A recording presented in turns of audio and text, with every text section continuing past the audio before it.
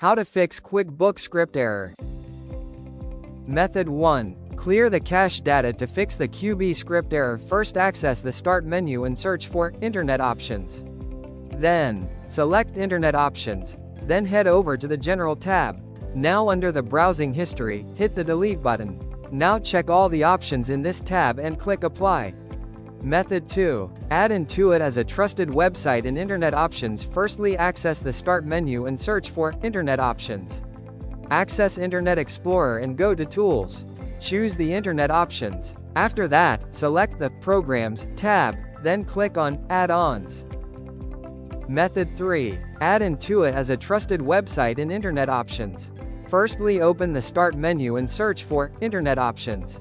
Select Internet Options, then select the Security tab, tap on Trusted Sites, and select the Sites option. Go to the Add option and include the website in the zone area. Add Intuit.com as a trusted website. Close the Internet Options window. Method 4. Configure the firewall security settings.